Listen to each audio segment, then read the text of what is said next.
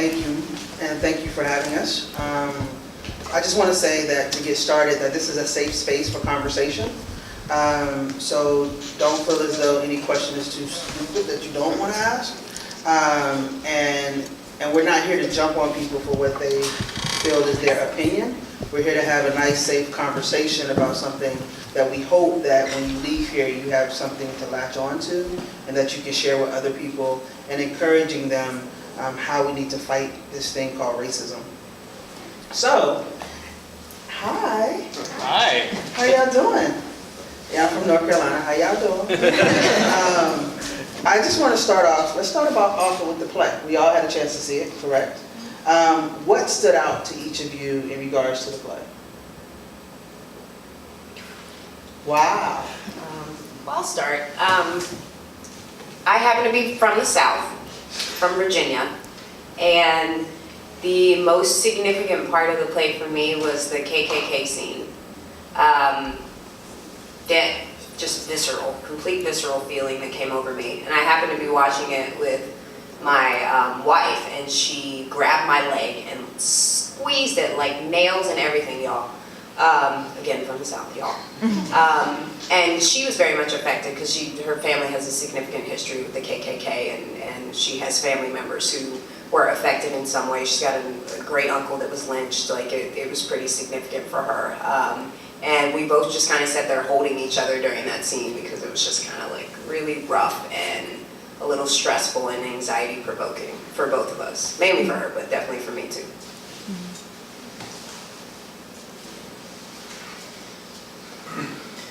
I think one of the many things for me was the juxtaposition of seeing Lewis's body there on the gurney, but then to hear on stage that the event itself, the violence was being represented in lots of different ways, that the truth all of a sudden was up for grabs, and it seemed like the people with the most authoritative voices were the ones that were coming up with the way that story was going to be disseminated, and the people who had the little power, the least power, the ones who were the eyewitnesses, were the ones whose voices were being silenced or changed by the media, by the authorities. I would add that as a white woman, the white female character and having so much of sort of what rolled out, the ideas behind this like intervention they were going to have, this artistic intervention, came from her, and everybody sort of reacting to her ideas and supporting those ideas and allowing for those things. And it was I had a visceral reaction to like how much of that feels very true, and how well portrayed that was in a lot of ways in this play. What I found really interesting was the kind of the peeling back of onions of certain characters, especially the Braggsville residents, where you have conception and misconception, and then your conception flips repeatedly. I mean, you start off the play, watching them kind of through the eyes of the Berkeley students coming in, and it's like, wow, what a bunch of people from a different era, what a bunch of hicks or whatever. And then they're actually like remarkably friendly and accepting. And then there's further turns down the line as the plot progresses. I think it provided some interesting complexity for these characters that you thought you understood multiple times and were wrong.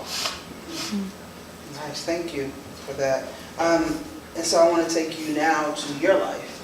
When was the first time that, do you remember, when was the first time that you encountered or knew that racism was an issue in America?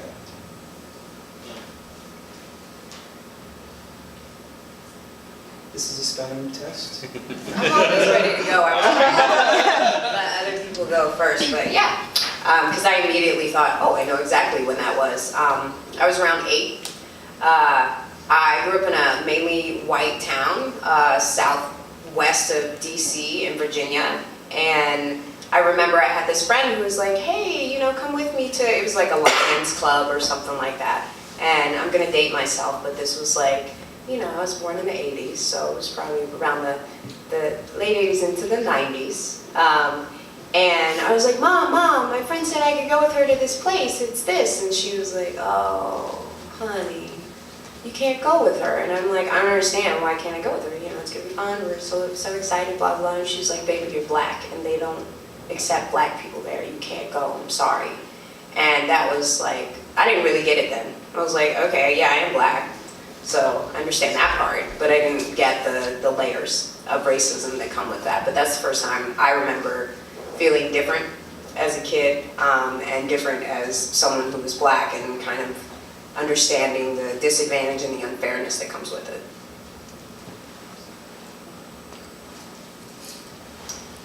I grew up outside Philadelphia, and I remember witnessing a lot of things and questioning a lot of things about, you know, how I was treated, how my friends were treated. But I'm sort of ashamed to say, I think the first critical, like, analysis I had was around the time of the move bombings, which were in the 80s, and I was in high school. And seeing how they were portrayed, if you don't know about that history, it's they bombed an entire block of Philadelphia and killed a lot of folks. And the way it was portrayed in the news was one way, the way my family was trying to piece it together, and the way my black friends were talking about it was suddenly like very starkly different. And I had more information to compare and contrast and think critically about. But that was later in my life. You know, I was already a sophomore maybe in high school. I can't think of a time when it actually first dawned, you know, as an experience. It's sort of that, something that sort of gradually, your understanding of it sort of gradually coalesces for me. For me, it was always, it's kind of complicated too by being, you know, both an ethnic minority and an immigrant family, you know, and having this sense of separation because your parents, they're having a hard time connecting with people outside of their people that are like them circles, and you know, trying to understand why that was. You know, my parents actually ran a business where they had employees who were black, and that was an interesting experience there, seeing their interaction with their black employees, because they had, you know, this weird layered, hate saying this about my parents, but, you know, a weird layered racism in there, where, you know, the people that were working for them, you know, they had, you know, viewed one way, but then, you know, customers that they distrusted, they would view another way, and it was, I guess, you know, that was also kind of very interesting in my formative years to be observing that. So I can't really point to the, you know, an instance, but rather kind of a gradual consciousness of race being very salient in how a lot of people view the world. I grew up in northern Wisconsin, a little town called Hayward, Wisconsin, which is a very white town of 2,000, but it was right next to a Native American reservation, the Kudure, Ojibwe reservation. And so there was a lot of racial tension between the Native Americans and the white people, especially around treaty rights, but also just a very trenchant anti-Indian racism on the part of the whites. But when I was in upper elementary school, there was an African-American family that moved into town, and then they moved out very soon afterward. And my dad was a Lutheran pastor, and as a religious leader, as a community leader, he was working late nights in the community to address the issues of racism that had resulted in sending these people away. They'd been threatened. I think that there were crosses that were burned on their yard, and so it all came into my experience as a young person, like a fire hose. So that's what I remember. Thank you. So I took you through the play, I took you to the past. Now let's talk about the present. What do you think about racism and the conversations happening and the things happening today in society?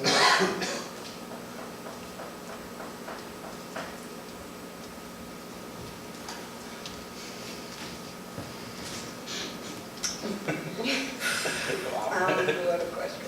Yeah. It's a dire time. I feel, as a teaching artist who works with mostly middle schoolers and teens, my students and their families, and myself and my son and my family it's a constant conversation about rising anxieties, about rights continuing to be eroded, about history that still hasn't been addressed, a sort of cyclical feeling around like, this again. It hasn't been dealt with. It feels like, for me, it feels like an original sin in the United States, in the founding of the United States, that hasn't been addressed with regard to Native people and indigenous populations, and with regard to Black folks, but also new immigrant populations, right? And with threats of Muslim ban and incarceration rates, potentially going up from what Jeff Sessions would like to do. It feels really dire, and it also feels like, harder than ever in some senses. But younger generations give me a lot of hope. Like my students, I feel like, they got it. It's like I have a lot of hope in them, and I hope that older generations can listen and maybe get out of the way, because it's hard to change systems, real hard to change systems, especially if you benefit from them. I agree. I share your optimism, though. I was brought onto this panel because of my work with living history, but where I saw a lot of my own life represented was in the Berkeley classroom scenes with whatever he was, a performance studies professor, and so I see in being at University of Washington, surrounded by other faculty members, other students, I often see a very, very earnest, progressive, anti-racist rhetoric, but it often comes out the way it did in that party where the white girls are shaming the people on the outside for the dots without really reflecting inwardly upon all the other layers and layers of cultural appropriation. So I think that because the problems are so complex, and because we get into these bubbles, sometimes the good work, sometimes it's easier to labor and do good work of solving racism by turning inward and policing the group that you're already a part of. And there's this sort of like progressive on progressive shaming that I think is draining a lot of energy from the people who have a lot of power to make change outwardly.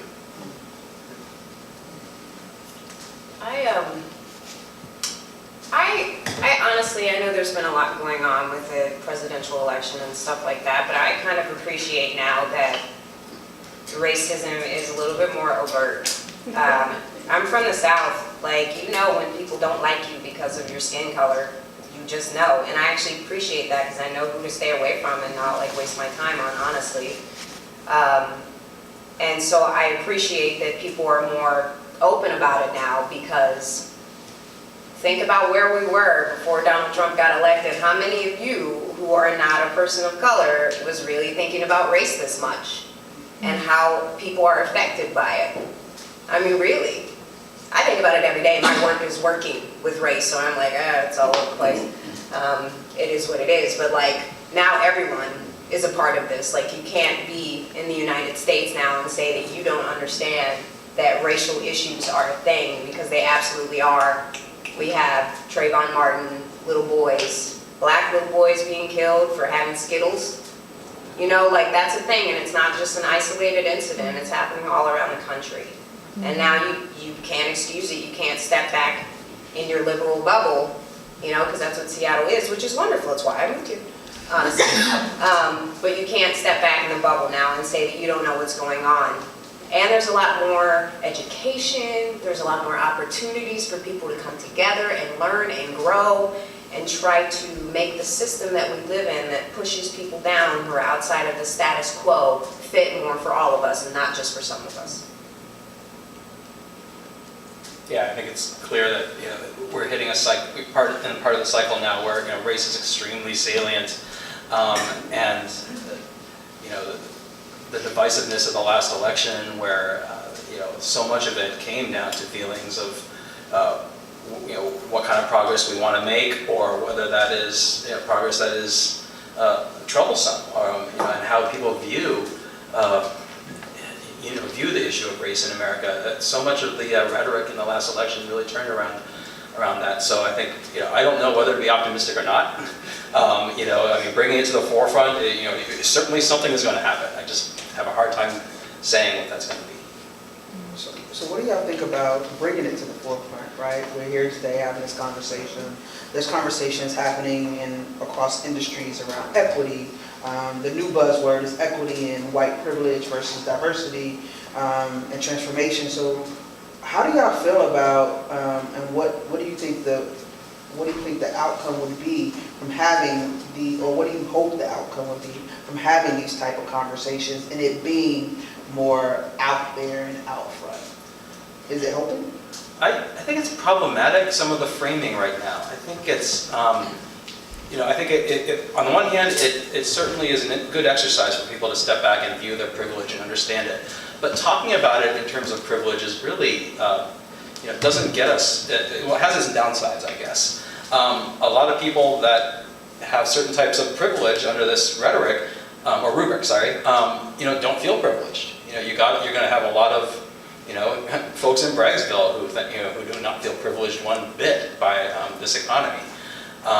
And by the way, the elites run their country, for example. So, that the terminology of talking about privilege may work in a very progressive place where people are willing to have these, that conversation, but I think doesn't work well more broadly. And I think, we've also sort of then, as a result, stopped really talking as much about the discrimination.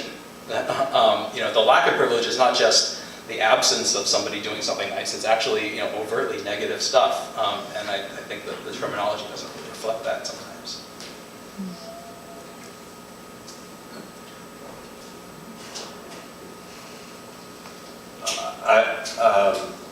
It's a difficult question. It's a complicated answer because getting it out there, bringing it to the forefront,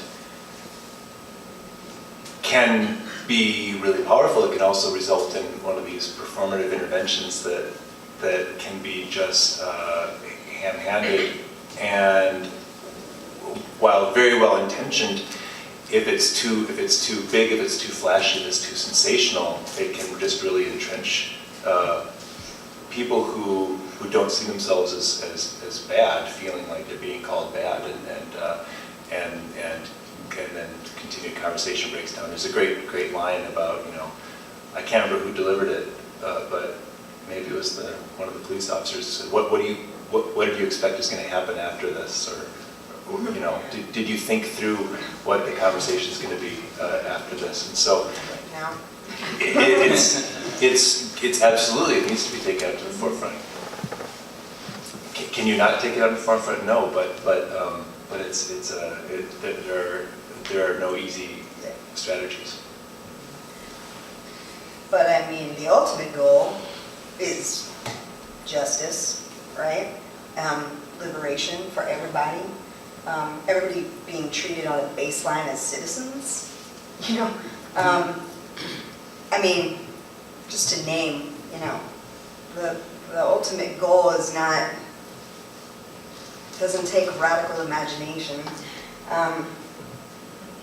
Just do it. You know what I mean? It's like when there is this sort of injustice, a persistent injustice that has been entrenched in our society for so long that we're acculturated not to see it, not to name it, not to, that really what it just takes is like, yeah, that's there. And we really have to acknowledge that where we want to be is here. And we're not going back. We can't go back. Because like that there's more awareness now. Consistently, when I'm talking to clients in my private practice, I'm like, just awareness, like being aware of yourself, of what you think, how you feel, and how other people are treated, leads to understanding, in my opinion. The problem is that you have to be willing to want that understanding. You have to be willing to take those steps to change things that aren't so great in our society, that are highly entrenched. And there's a lot of people who feel like they don't have the power, or don't feel like they have the strength, or just don't want to change the way our world is. And that's fair, you know, I can understand that. Being in a place where you have advantages, no, you don't want to give up your advantages. And it's hard for you when you have advantages to understand how people feel who are disadvantaged. So I understand that. But I think that it's a good start, and we're not taking the next step. Like, the next steps need to be, okay, we're aware now, this stuff is happening, like, for real. It's happening every day, it's happening all the time, and yes, it's happening in Seattle. So now we need to come together, we need to educate, we need to start moving towards a more unified country, which is going to be hard, I think, under the current climate. But there are things we can do, and I think that in a lot of ways people feel more empowered now too. So I do feel optimistic in a way. Not on everything, but it's challenging that, I mean, I think a lot of the things that you just hit on was the same things that they were saying in the civil rights movement. It's the same things that they were saying when they came and took the land from the Indians. So it seems like we're continuously repeating history. Like, there's nothing new right now about what's happening. It's just that information gets to us a lot faster, right?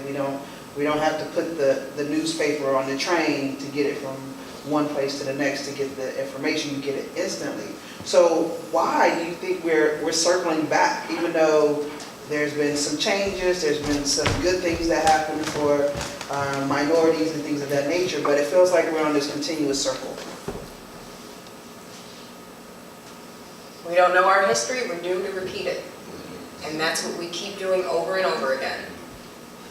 Because every time things get close to a true conversation, I think, about parity and justice, there's a backlash, right? There, you know, every time it gets a little closer and conversations happen, yeah, there's it feels like a punishment, right? Like the powers that be, the status quo is so strong, it's like, no. That's what it feels like to me. So until it gets resolved, it's gonna keep rearing up, right? And the resources, the money, the officials who get elected and who are controlled by people with money, that system, that very, very entrenched, solidified system is something that is meant to keep in power the imbalance of power that rewards the people that have it. So that's also gotta change. Working like it was made to work.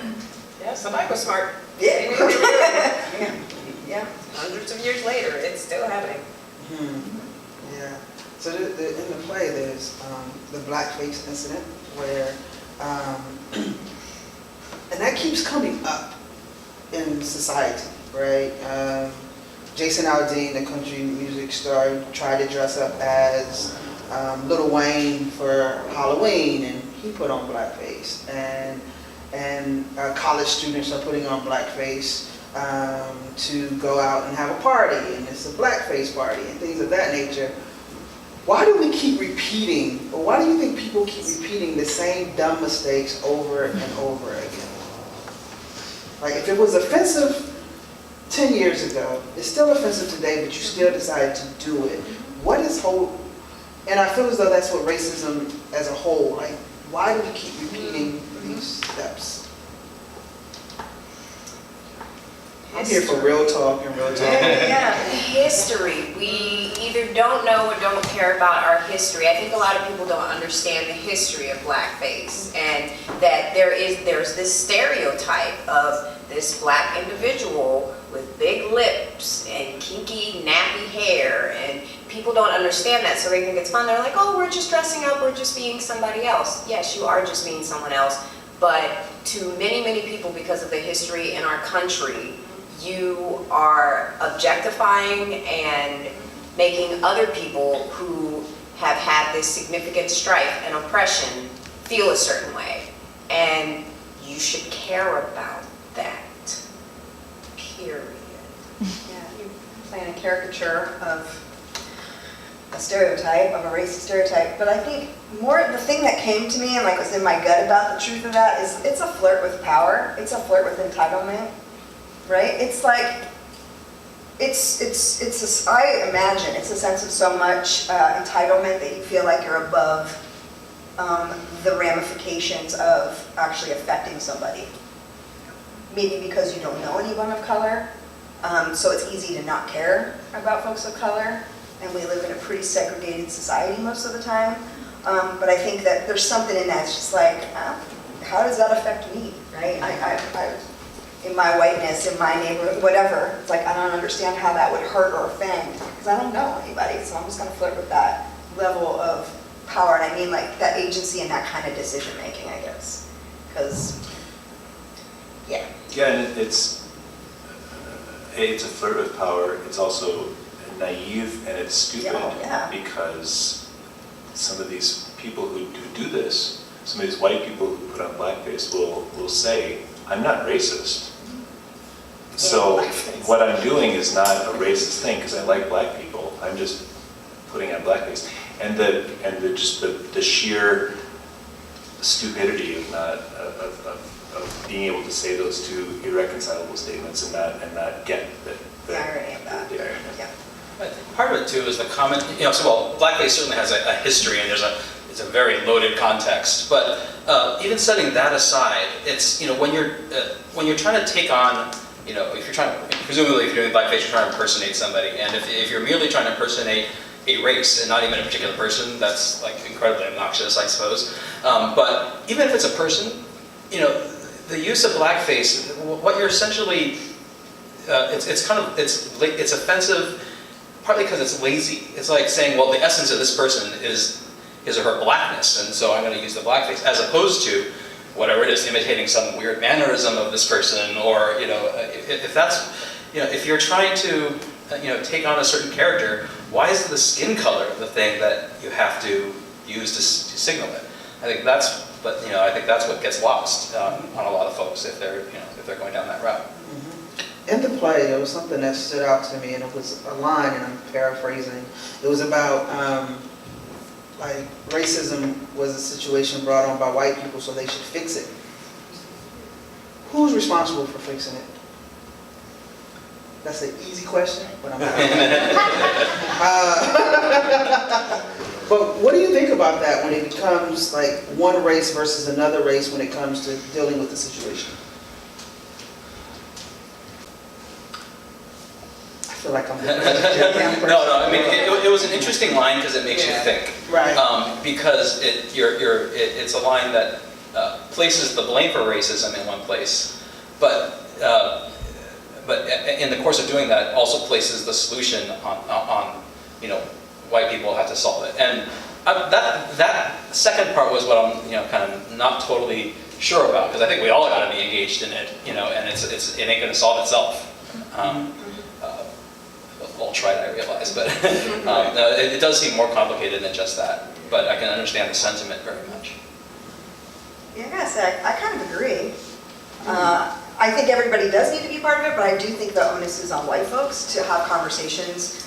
I mean, I'm embarrassed about the level of racial learning and healing that I've undertaken at the expense of my friends and colleagues of color. And I feel a huge responsibility as a white person to do what I can to solve, what I can.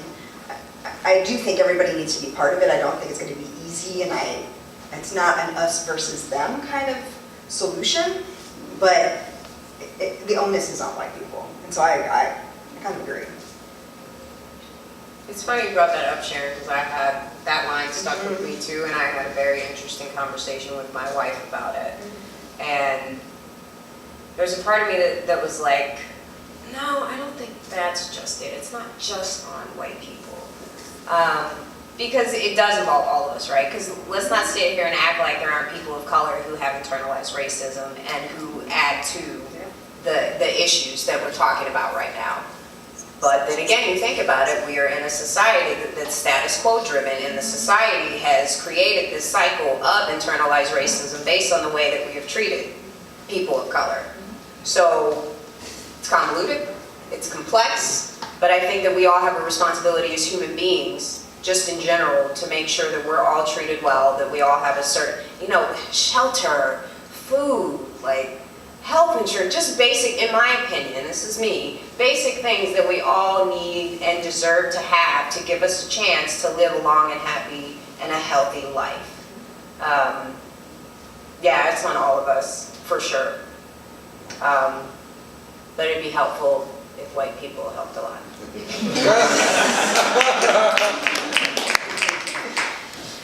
I agree with what my co-panelists have answered. I think that there's an arrogance and a laziness on the part of white people to assume that the work of racial justice should be done by people of color, and there's also a fear on the part of white people that if they do things for racial justice work, that they're going to be stepping on toes. And I think that those things combined cause a problem with the perpetuation of racism. Why is a play like Welcome to Braggsville or this panel discussion, why are these things important? Are these things necessary in a society right now?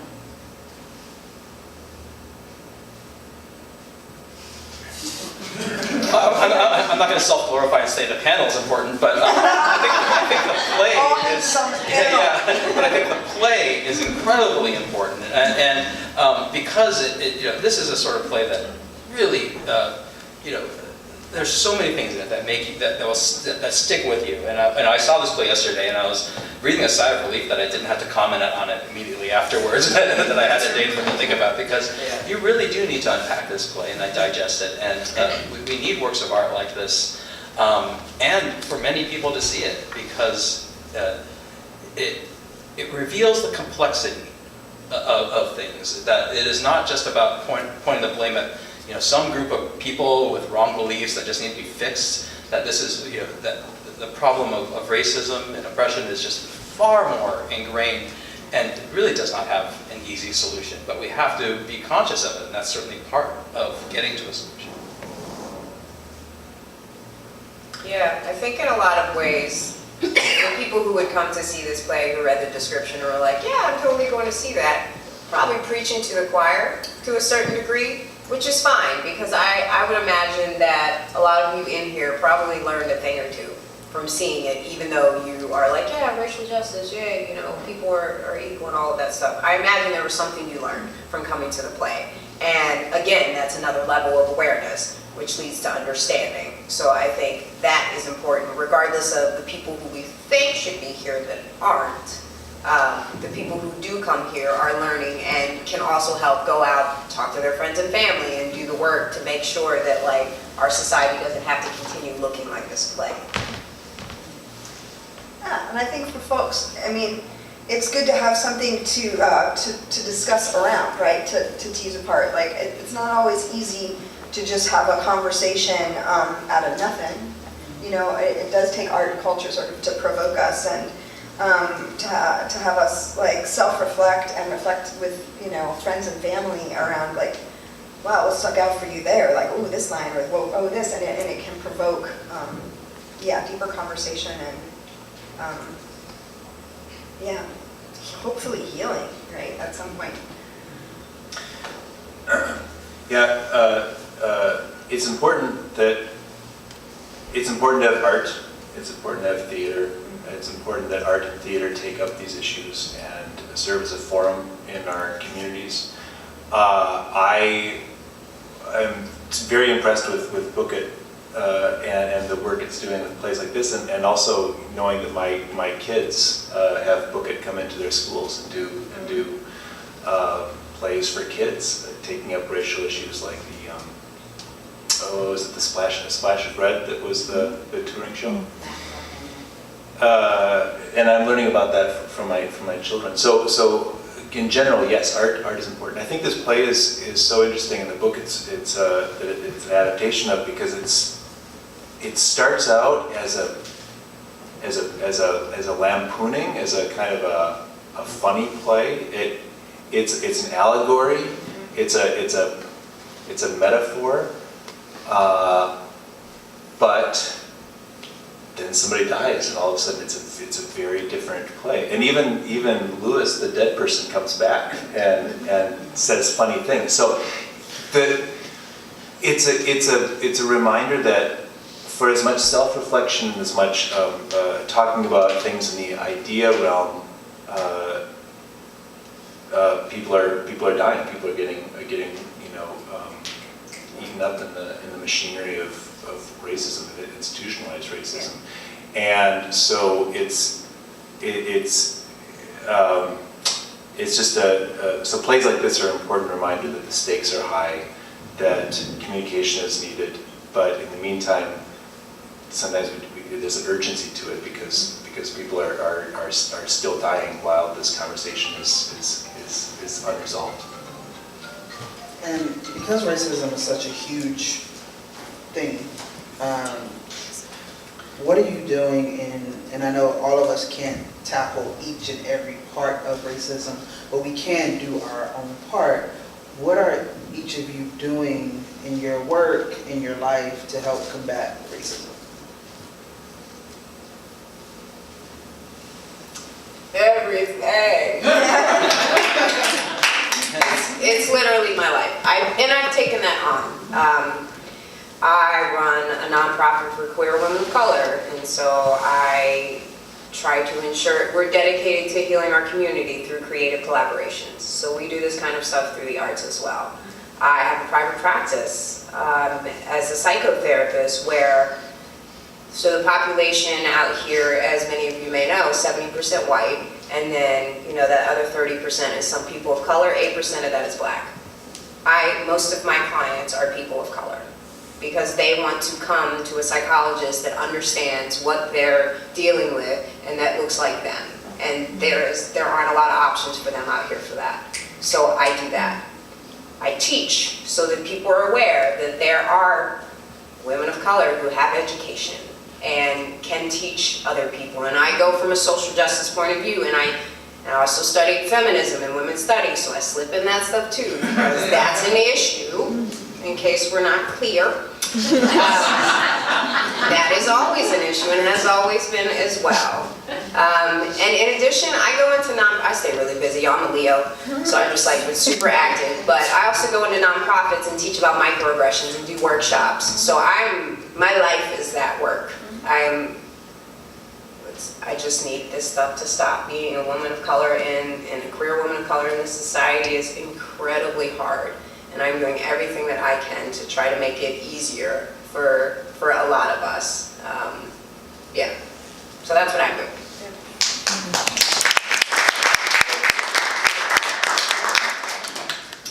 Similarly, I started Arts Corps, which is an arts education nonprofit 16 years ago, which is devoted to equity in arts education and social justice. I train teachers on how to build equitable spaces in their classrooms for great risk-taking and arts learning to happen. I'm a consultant with Damon. We have a group called the Heart Work Collective, where we work with a lot of nonprofits and youth-serving organizations and cultural institutions to talk about how they're run, but also what they're personally doing, how they're holding themselves accountable and each other accountable. And then I have groups of really down anti-racist white folks that I tap into to try to hold myself accountable as I go. So there are groups like the Coalition of Anti-Racist Whites, CARW in Seattle. There's a group called European Dissent, with 2 S's, that I tap into from time to time and attend events in support of local POC, which is People of Color-led organizing, and in collaboration with those, so that we are sure that what we're doing is in support of other efforts that are happening. But yeah, every day, all day. I have a mixed-race son. We have really intense conversations. And I'm trying to do right for myself, but I'm trying to do right for my family and community too. And that has to be daily. It has to be mindful, or you slip into the narratives we were acculturated into, which are not critical enough and are not going to make the change we need to make. So if we get complacent, we default, right? And I'm very aware of that as a white person.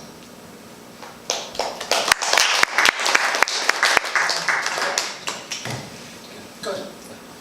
I don't do enough. In this past term, what I've been doing in my courses at University of Washington is I've been collaborating with my students to change the curriculum so that we're not reading, for example, plays by a bunch of white people. I teach theater history, so in the classes I usually teach are pre-1900. So, and so it's a lot of white European plays. But even with that, we are trying to identify not just plays with a capital P, but performance traditions, ritual, festival, cultural celebrations that we can teach alongside the traditional European canon.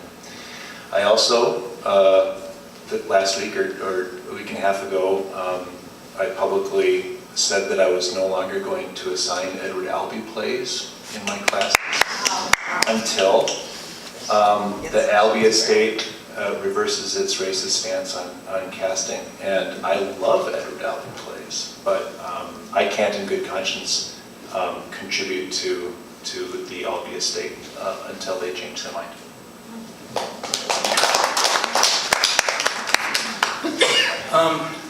I think this is really, it's great to hear all these responses because, what people are doing to fight racism is, it requires a battle on so many fronts.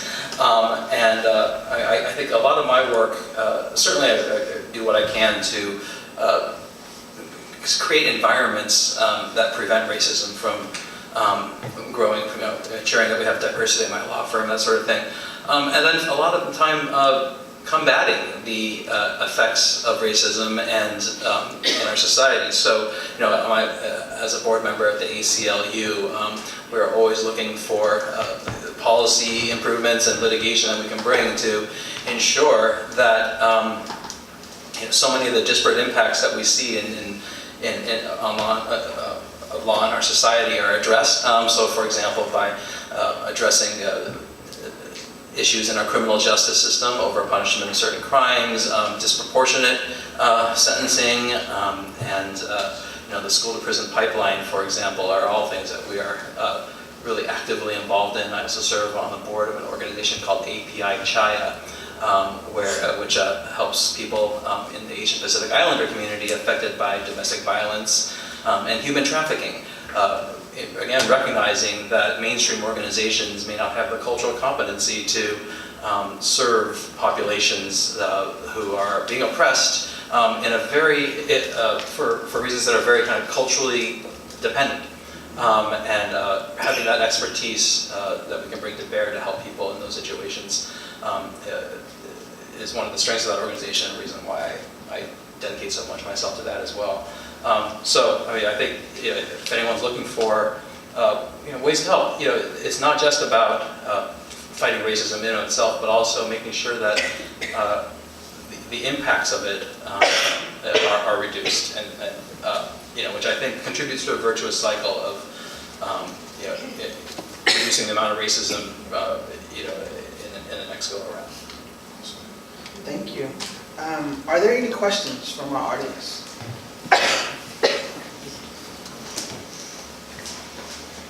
Yes. How have you read the book that this plays based on? How many of you have read the book of this play? Can't claim that. No.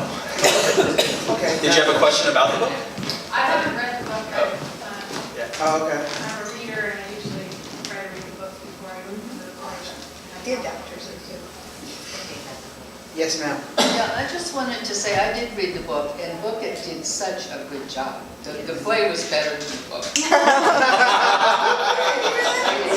Well, I think that's like a great compliment. That's great. Read the book. Yes, ma'am. So for folks who are here who maybe don't have a lot of experience going to maybe some of these coalitions or having classes, like do any of you have sort of perspective of like, hey, you're dipping your toe into the world of anti-racism for white people, right? What might I start with? Like primers for folks who are maybe feeling like I'm ready to start doing something more than thinking about this or reflecting on this. I want to go do. Yeah. Or if you're on Facebook, friend the CARW, Coalition for Anti-Racist Whites in Seattle. They do like a one-on-one kind of training around like, okay, so you're in this position, you want to act, here is just some baseline terms, definitions, ways to organize with family and friends, ways to connect into things that are already happening. And European Dissent supports that as well. So if you're on those, they do them fairly regularly, and they've upped it more recently because they have had a lot of interest.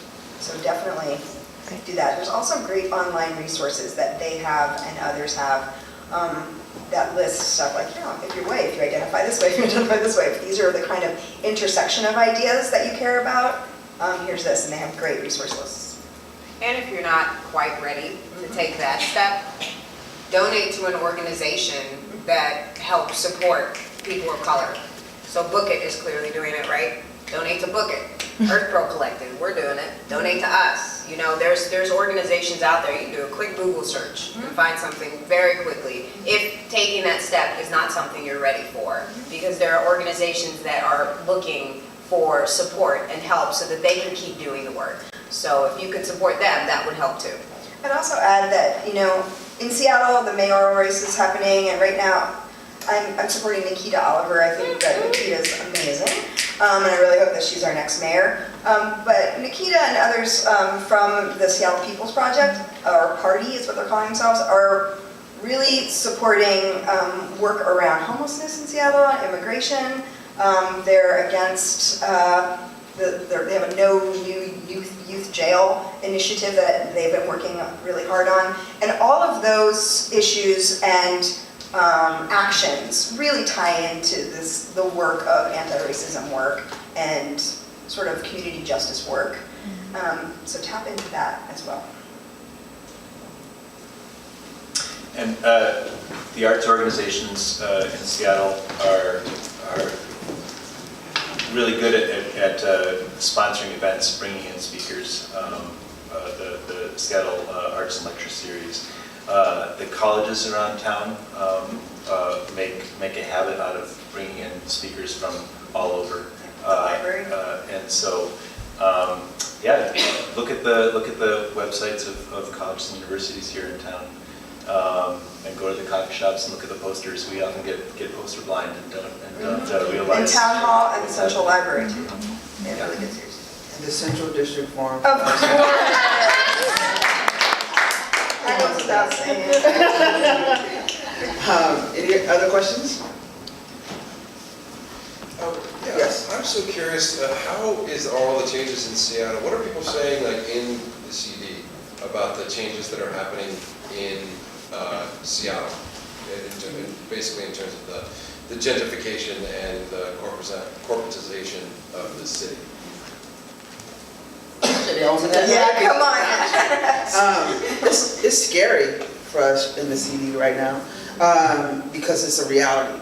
This has been going on over time, but the fact that you can ride around in town with people that have lived in Seattle forever, and they're like, whoa, I'm still not used to seeing white people walk down my street, is very scary. And with that comes the sense of displacement, of how do you have a community come together when they're so far spread out? And how do we keep that love? And how do we constantly working on things to try to figure out how do we work with developers that are going to develop the land regardless?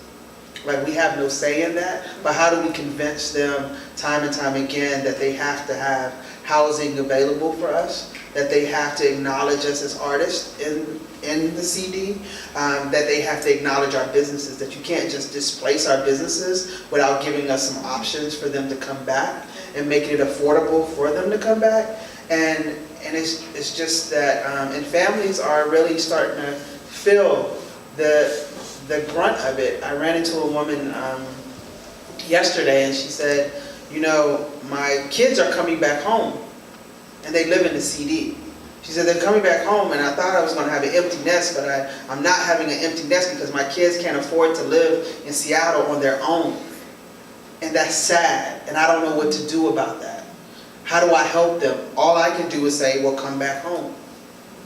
But the fact that our children and our people can't live on their own and be self-sufficient is a scary situation. And artists are being displaced.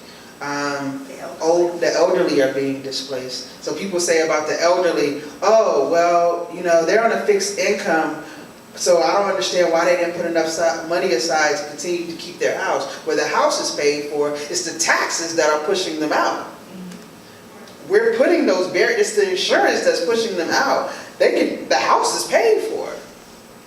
And so it's a real attitude around how do we keep things together as a Black community when we're being displaced in so many different ways, not only our schools, but our housing, our jobs, and just our families in general. Any other questions?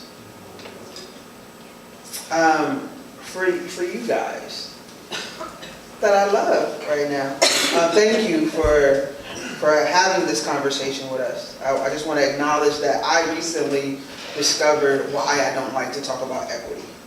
And I realized that I didn't like to talk about it, and I was tired of talking about it, and I got angry every time somebody brought up the word because of the trauma behind it. So in recognizing what organizations we work for and the things that we have to do, sometimes people don't realize that when you ask us to have a conversation around racism or equity, you're asking us to relive the trauma time and time again, which then makes us have to go to Dr. Katrina. And so that keeps her in business. And so I had to come to the conclusion that, okay, if I know that I'm angry because of the trauma, but I know the conversation has to happen, how do I deal with that? So I have to have a talk with myself every time. I'm like, okay, how I'm going to have this conversation around racism, equity, diversity, displacement, gentrification, blah, blah, blah. But you're constantly asking me to relive slavery. So I want to thank y'all and appreciate y'all for taking the ride to have this conversation, because it's not easy. And everybody can't have it, so please don't go up to somebody that you see on the street and say, let's talk about racism. Oh, hell no. It's not happening. It's a very sensitive subject, and you're asking them to relive trauma. But in closing out, I want to ask you to tell, I give you 30 seconds, because I know there's something on your chest around racism that you want to get out, that you have to get out, that you've been wanting to get out. This is a safe place for you to say it. To just go. Your soapbox for 30 seconds around how you feel about racism.